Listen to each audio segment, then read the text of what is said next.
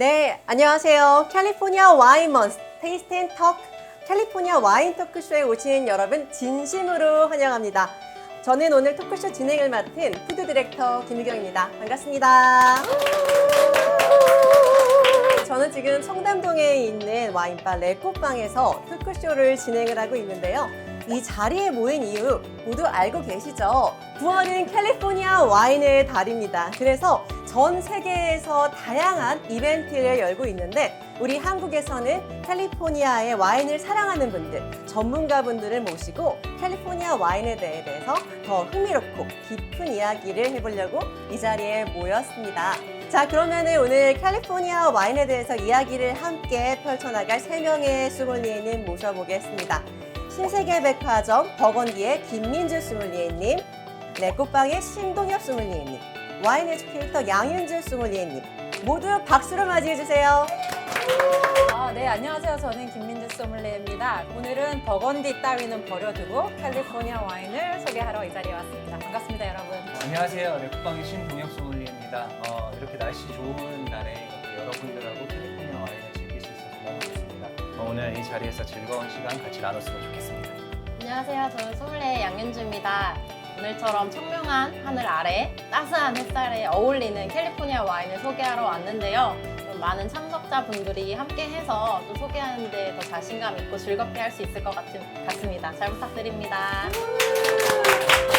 우리 캘리포니아 와인의 달을 축하하기 위해서 한자리에 모여주셔서 정말 감사드리고요.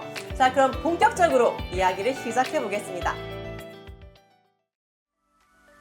네, 첫 번째 테마는 해안 지역 와인, 코스탈이라고 저희가 좀 적어놨는데 80% 이상의 미국 와인은 캘리포니아에서 생산되고 있다는 사실 알고 계셨나요? 그런 만큼 태평양 연안에 맞닿아 있는 캘리포니아의 지리적 특성에 대해서도 깊이 알아볼 필요가 있을 것 같아요. 제가 오늘 코스탈 지역에 대한 와인 설명을 하려고 하는데 캘리포니아 같은 경우는 남에서 북쪽으로 거의 1200km 이상의 이제 길게 이어지는 와인 지역입니다. 지도를 보시면 해안가를 따라서 북쪽에는 멘도시노라는 지역, 그리고 밑에는 이제 산타바바라 또는 샌디에고까지 굉장히 길게 이어진 그런 와인 지역으로 형성되어 있습니다. 그 지역마다 사실 각각의 미세 기후가 차이가 있어요. 봄에 이제 꽃이 필 때 보통 북쪽에서부터 남쪽으로 피더라고요. 그 이유는 이제 남쪽 같은 경우는 해안가에서 불어주는 그런 시원한 바람이 훨씬 더 시원한 그런 기후를 만들어주고, 북쪽의 경우에는 내륙의 그런 영향을 많이 받다 보니까 상대적으로 더운 기후를 보여줍니다.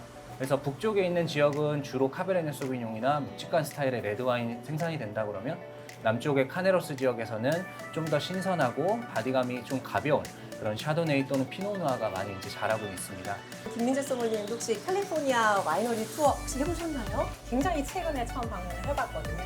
그래서 머릿속에 항상 맵이 있지만 막상 그 이제 크기나 이런 것들이 이제 어떻게 이제 펼쳐질지 늘 궁금했는데, 그러니까 그렇게 크지 않은 공간 안에서도 정말 확고하게 그런 국소기후들을 제가 이제 여행을 하면서도 느낄 수도 있었거든요. 그런 게 참 재밌었던 것 같고, 제가 알기로 캘리포니아 와이너리 투어는 또뭐 자전거를 해도 되고 아니면 기차를 또 타도 되고 이렇게 운전해도 되고 여러 가지 참 캘리포니아에 가야 할 충분한 이유라고 좀 생각이 들고요. 자, 그러면은 이제 두 번째 테마로도 한번 넘어가 보도록 하겠습니다.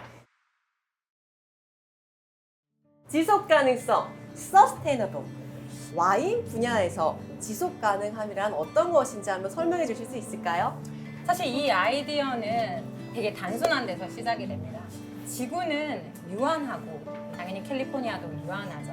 사회적으로 이런 지향하고자 하는 가치들을 이제 구현을 하는 건데, 그것이 첫째는 경제적으로 영속성입니다. 예를 들어 서스테이너블 파밍을 하면서 와이너리에게 이익을 가져다 주지 못한다면 사실 이것들이 계속 지속해서 사용될 수가 없고, 이것이 실질적으로 사람을 보호하고 자연을 보호하는 것인가에 대해서 이제 스스로 이제 고민하는 방식으로 이것들을 진화해 나가는 총체적인 방법을 찾는 지속 가능 농법이라고 이제 표현을 하고 있습니다.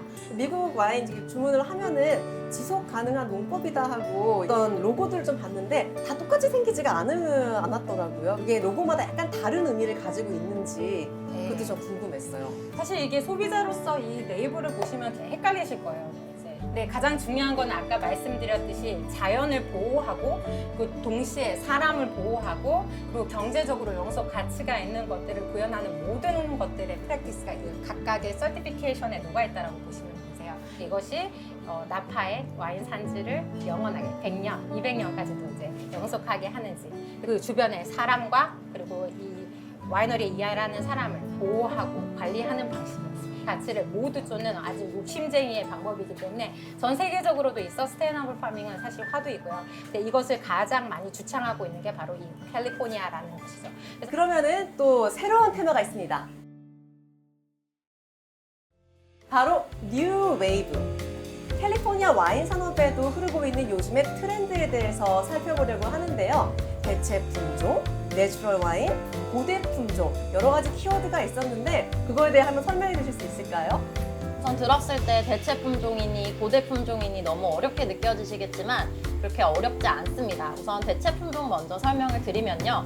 이 모든 새로운 바람들이 왜 생겨났느냐. 바로 변화하는 지구 속에서 우리가 준비하고 그리고 대체할 수 있는 것 그리고 함께 할 수 있는 것에서 다 탄생을 하게 되는 것입니다. 기존에 9대6 그러니까 유럽 국가들이 하던 것들을 많이 본보기로 하면서 다른 국가에서 쓰고 있는 토착 품종을 도입을 한다든지 하는 것들을 이제 대체 품종을 가져온다라는 거고요. 아메리카 대륙에서 최초로 심어진 비니페라 포도 품종이 바로 미션이라는 포도 품종이 있습니다. 전통을 고수하고자 하는 그리고 고대 품종이 가지고 있는 정말 수많은 세기를 견딘 면역력을 잘 가지고 있기 때문에 많은 생산자들이 고대 품종을 많이 쓰고자 합니다. 뉴웨이브의 저는 가장 큰 장점 중에 하나는 일단 병 무게를 줄이는 노력. 왜냐면 이 와인병이 상당히 무겁잖아요. 한 병에 750ml라서 그 음료가 가진 무게도 상당한데 병의 무게도 거의 1.5kg에서 2kg 정도가 됩니다. 그래서 병의 무게를 줄이면 운반하는 과정에서도 비용을 많이 줄일 수가 있어요. 그래서 탄소를 줄일 수 있기 때문에 이런 새로운 바람, 기존에 없던 것들이 있습니다. 자, 그러면은 우리 또 네 번째 테마가 기다리고 있죠. 우리 캘리포니아 와인 이야기 하고 있는데 캘리포니아 클래식 빼놓을 수 없습니다. 와인을 좋아하는 사람으로서 1976년은 무슨 해인가요? 네. 오. 박수. 맞습니다. 파리의 심판은 여러분도 아시겠지만 미국 캘리포니아 와인에 대한 재평가가 이루어진 사건입니다. 우리 소믈리에님들께서는 사실 아주 수많은 와인들을 많이 드셨잖아요. 근데 또 캘리포니아 와인들을 많이 드셔보신 입장에서 이 수상했던 캘리포니아 클래식 와인들은 어떻게 생각하시는지 궁금해요.